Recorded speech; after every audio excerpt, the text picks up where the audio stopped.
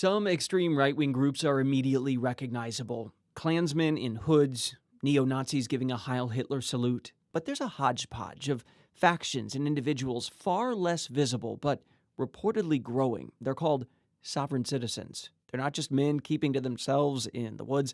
Some members have carried out murders, attacks on police, forging passports and money. Getting a fix on how many sovereign citizens there are is slippery. The Anti-Defamation League has put the number at tens of thousands. Southern Poverty Law Center, they estimate 300,000. Both groups predict growth is likely. Even knowing what to call them is challenging. In addition to sovereign citizens, or sovereigns, followers go by constitutionalist, freemen, state citizens. The root of their doctrine can also be hard to define because there's no one central document outlining all their beliefs. A number of variations exist, but the central theme goes something like this. A corporation surreptitiously took over the federal government. The corporation went bankrupt and turned to international bankers for help.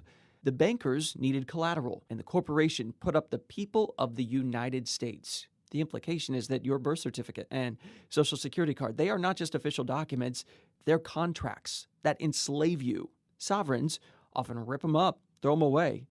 Here is a slightly different version of all this. The government, established by the Founding Fathers, had a legal system the sovereigns call common law. However, at some point, the original system was replaced with admiralty law. That's the law of sea and international commerce. Under the original system, sovereigns were free. Under the new plan, they're slaves, unless they rebel. The FBI explains sovereign citizens are anti-government extremists who believe that even though they physically reside in this country, they are separate or sovereign from the United States. As a result, they believe they don't have to answer to any government authority, including courts, taxing entities, motor vehicle departments, or law enforcement. The sovereign citizens movement can be traced all the way back to an anti-Semitic group from the 1970s and 80s, rooted in the Midwest. Today, many of them, including black followers, seem unaware of those origins. A propensity for violence among some members also concerns law enforcement. Some incidents include, in 2010, a father and son who were sovereign citizens gunned down 2 police officers on Interstate 40 near West Memphis, Arkansas. In 2012, self-described sovereigns ambushed and shot dead 2 sheriff's deputies in St. John the Baptist Parish in Louisiana.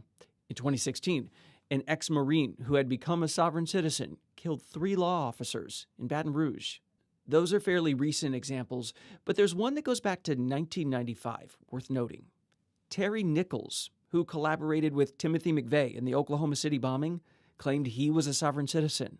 This once obscure group seems to be attracting new followers, and as they move into the national security spotlight, their effect on America's future is still a lingering question.